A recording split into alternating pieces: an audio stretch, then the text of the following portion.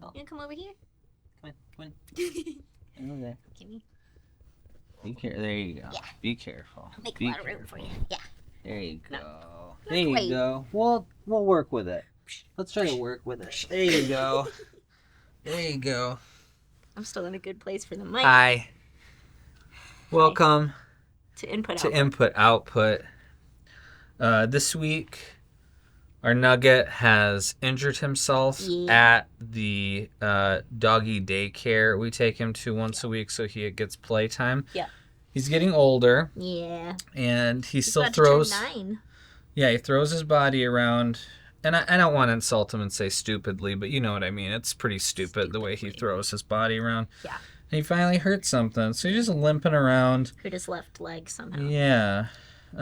Probably he is wont to jump as a dog. He jumps like a idiot. Yeah. So he hurt himself. Yeah. So he's here. But maybe he'll stay with us this time. Yeah, he injured. might. This is how Munchausen by proxy syndrome develops.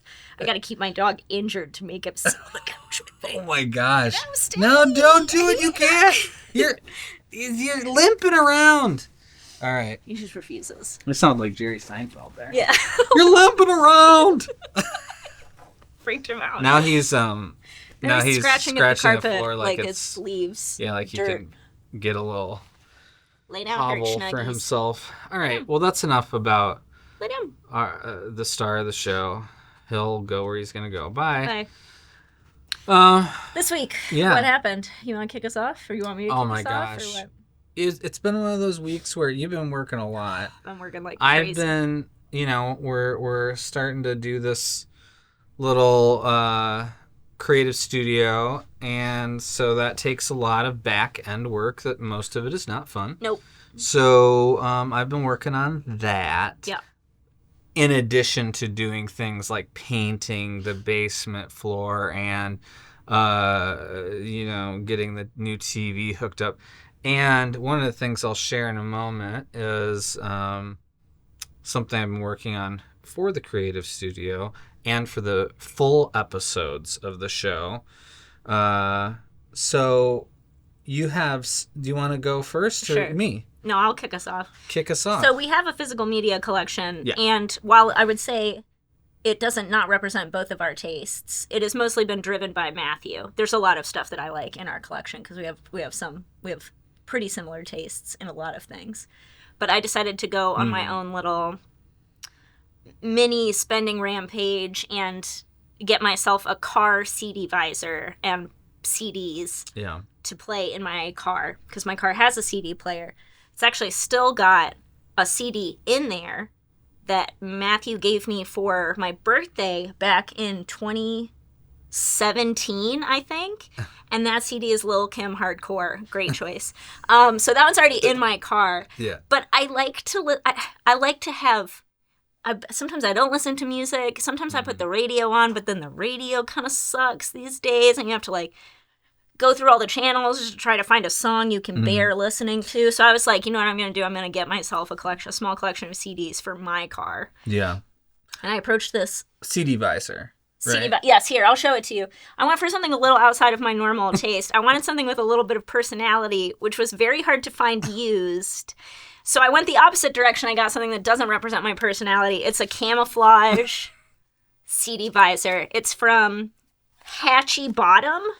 What CDs came with it? Outdoor products. I threw them away already, but it had a Brad Paisley CD and a Toby Keith CD and wasn't something other cool like country. Willie Nelson or something. It was like I would have taken a Garth Brooks CD because my family loves Garth Brooks, but no, it couldn't have been any of those. It had to be like Toby Keith.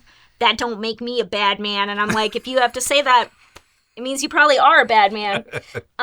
So that's the visor. Yeah, fun. I'm in the process of acquiring. I've purchased them. I went on a spree. I purchased them. And I want to preface this by saying, part of the reason is that I was extolling the enjoyment. I wouldn't say virtues of, but the joy of buying yourself cheap. Gifts, like how fun it is. Like CDs are still not what's the word I'm looking for? They have not yet gone up in price again. Yeah. So you can still find them dirt cheap. And they're like very high quality. If you didn't know that about CDs, like much higher than most streaming. Yeah. And they're physical, and they have, sometimes they have booklets like games and stuff like that. And I used to have, most of us did, especially 90s teens, collected tons of CDs because it was CDs from the beginning of the 90s to the end, right? So I had a ton, and I was really sad when I sold them, and DVDs and games and everything else. Yeah. Yeah, everyone did Donated kind of, them. right? Yeah, and I had a whole CD visor thing like that stolen out of my car behind Dave's Guitar Shop in La Crosse, Wisconsin. And I couldn't believe it had happened to me. You know what I mean? Someone was like, psh, and then took all my CDs. There were probably some real trash in there, like. Oh, but I think the first time he told me that story, he was there. like, the taste in music was just so good that someone was like, I gotta get that CD visor. Well, because of course it also had, like Nirvana and like Sonic Youth in it, but it may have had some terrible other music though as well. I'll admit it. No one's perfect. Anyway, speaking of terrible music, I decided to go about selecting my CDs 2 ways. The first way was nostalgia-driven, and I wanted to reclaim some of the CDs that I absolutely had in my car visor in my 1997 Honda CR-V that I drove once I got my license, and, well, I guess until I went to college, because then I didn't need a car because I went to college in a city. So that was the first thing I did. And then I wanted to target some full albums where I know I like the whole album. So it'll be like an easy pop in the CD. So here's a brief overview of what I've received so far. And have fun guessing which ones are which. I think it'll be pretty obvious which ones are nostalgia-driven and which ones are actual good taste in music. The first one is Blink-182, Take Off Your Pants and Jacket. I technically already had this CD for the full episode of Divergence. Number 2. Episode 2, To Garden State Oneself, which you should go watch if you haven't yet. I've got D'Angelo Brown Sugar and D'Angelo Voodoo. Great albums. Start to finish, amazing albums. Yeah, perfect driving music, upbeat, D'Angelo sexy. What else is there to say about it? Dashboard Confessional, The Places You've Come to Fear the Most. No comment. Oh, wow. Death Cab for Cutie, Transatlanticism. I've got Jens Lekman, I Know What Love Isn't. Are we supposed to guess whether they're good, or are we just supposed to Yeah, I'm leaving it up to your imagination. Oh, my goodness. The Miseducation of Lauryn Hill. Obviously amazing. Great CD. Postal Service, Give Up. Sum 41, All Killer, No Filler, which also was acquired for episode 2 of Divergency, but I'm going to put it in my car because, I don't give a fuck. And then also we have this specific version of the Best of Talking Heads, which was the one that I had in high school, and I just loved this. It's a great greatest hits. Talking Heads are just amazing, but this is a good roundup of, like, every great song ever. I've still got about 4 to 5 coming. That's good. In the mail. Yeah. And yeah, my mini spending spree really, I think, totaled I think I got 12 CDs and this visor for under $150 total. Good haul. In the 90s, you could get 12 CDs for 1 cent in the back of magazines. That's true. But the shipping ended up putting you into making collections. You pay. Mm-hmm. Yeah. I feel like one of mine went to collections. I'm not proud of it. I don't know if I thought I could steal from Columbia House or something like that, but I think it was too young to affect my credit or something. But I let it pay for the CDs. I don't know how to pay to get them. Not really. No, they right. Comment if you remember this. I'm pretty sure you'd fill it out. You get your CDs. Yeah. They'd enroll you in this thing that then they sent other CDs regularly. Plus you had to pay shipping, and then if you didn't pay for the monthly thing or whatever, then you had to back pay the whatever. You could also just not pay anything. And I remember my dad doing something like that and passing off a catalog to be like, are there any CDs you want? And I think I was young enough at the time that I picked the most random. I think I picked an AC/DC CD, which I just I don't like AC/DC. Right on target. I don't think I listened to that CD, but yeah, he had some deal and I got to pick a few that I wanted. I definitely probably wouldn't have had as many good CDs as I did without that thing, because like I remember at the time that I filled one of them out, I think this was one I didn't pay for. I mean, I got like all these great classic like 90s grunge CDs, like, you know, Weezer, Pinkerton, and like Pearl Jam Versus, and like Soundgarden, Super Unknown, like all in one big ass fucking delivery. Those were the days. Those were the days. But now we're back to those days, so we're just collecting CDs, and it's really fun to pop in a CD. We have a, like in the little workroom, we have a little old Sony boombox. You'd also see if you watched the full episodes of you've seen some of this stuff. But yeah, just fun. Pop it on. Fun times. I'm looking forward to having a limited selection of music to rotate through in my car. Oh man, come on. I'll be right back. Come on. Boo! He told me to be filler. I'm not a filler person. I'm not bad at small talk. I just hate it. Like, I'm outwardly okay at it and inwardly absolutely horrible at it. Oh, I see. Yeah. So what I was... This is your thing. This was my thing. Gotcha.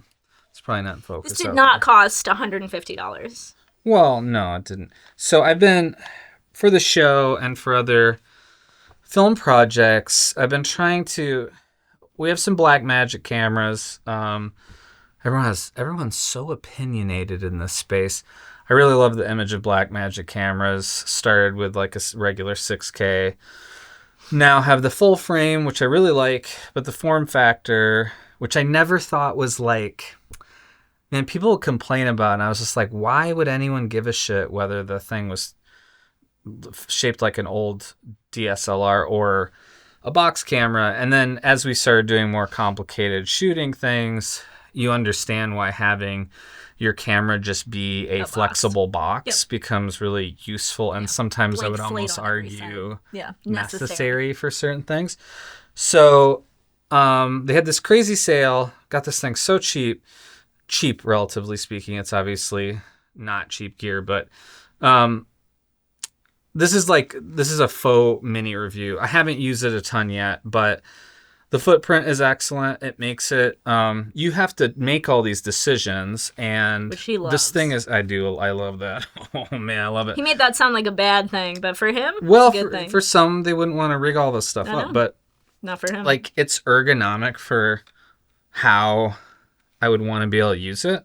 And I just, again, I really love this took a while to figure out how I could have these in this exact way so that the monitor and the LiDAR is like in the right place and the monitor's in just the right place. So it was like a puzzle that I really enjoyed doing, and I can't wait to start using it. And yeah, all I'll say, I know the Sonys are so small and have this quote unquote low light capability, but they also do in-camera noise reduction to be able to have all those we aren't about that stops of dynamic range. I'm not going to get into it. However, sometimes it's just vibes. I've always loved the Blackmagic image, especially paired with lenses with character, lenses that look a little bit more like old photo and film lenses. So, anyways, I'm very excited about this. That's what I was doing the last week. I like how you put it here in Nugget's place. You see this, Nugget? Nugget has priority over this. It's just that he doesn't even want to be here. Took forever to get this autofocus thing in here, but especially if you're trying to make stuff by yourselves, basically. Yep. Little like we are. Toys are really important because it's, back when we had like tons of friends, you could ask them to do things, but now we just... back when we had tons of friends. Back when everybody was our friend and wanted to help us. Here and there over the years. Yeah. Anyways, we're just getting to know people after moving here, so there will be some people that can be asked for help, I think, now and soon. We'll see. But it's just nice to be able to have something that lets you do all the shots you need to do. So anyways, this will be featured on the next episode for sure. Mm-hmm. So that was this week. Did you have anything other than that, or is that it? I'm trying to think, Oh, I've been playing Lies of P. Oh, yeah, yeah. And you know what? I short shrift on the Lies of P. I didn't give it a chance. Yeah, you tried it and quit it very quickly. Very quickly, although I also did that with my beloved Bloodborne. And I did that with Witcher 3. These are two of my favorite games of all time. Would you put Lies of P No, there? no, Yeah, I wouldn't. So. I'm making a point that just because I set it down right away because I am a finicky bastard, doesn't mean anything. Lies of P is very good. It is, in my opinion, the best Souls-like that anyone's made, meaning that FromSoft games are unto themselves, like no one really can copy them. This is like clearly, unapologetically ripping everything they do off. Like a FromSoft tribute band. Yeah, like a really good FromSoft tribute band where you'd be like, they sounded... You know what? I mean, I didn't get to see Nirvana live, but these guys are pretty good. Yeah. Close second. Yeah, so close as you can be. Yeah, there's still a bit of a margin there, but you couldn't play it in Korean because it's a Korean studio, and that really made me sad because the voice acting is it's inconsistent. There's some really good ones and some like really annoying ones. So that kind of sucks. But the combat, I gotta say, it really grew on me. It feels weighty and like the physics make sense in terms of the strikes and dodges, and it has a good physics to it. My only complaint about the combat is that towards the end of the game, the bosses get really spongy and kind of long. And I don't know if anyone has this, or if you've played any of these games, but like, it's really annoying to fight a boss for like 8 minutes of nearly flawless and then like die and have to start all the way over. There are other ways to make something difficult, right? Like some bosses can just like kill you immediately. So it's about who kills who first or whatever. It's not always battles of attrition. And that's like a weak way for me to up the difficulty of a boss is to make them a damage sponge. That's my only complaint. Otherwise, he hasn't quite finished it yet. I'm right there. I meant the last boss. That's what he's gonna go do after this. Probably, yeah. Yeah. Yeah. So I'm trying to finish that because I kind of want to try Avowed. We got Night Rain coming up. Night Rain. Dark Souls 3, seamless co-op mod. We're gonna try that for sure. We're gonna try that shit. Yep.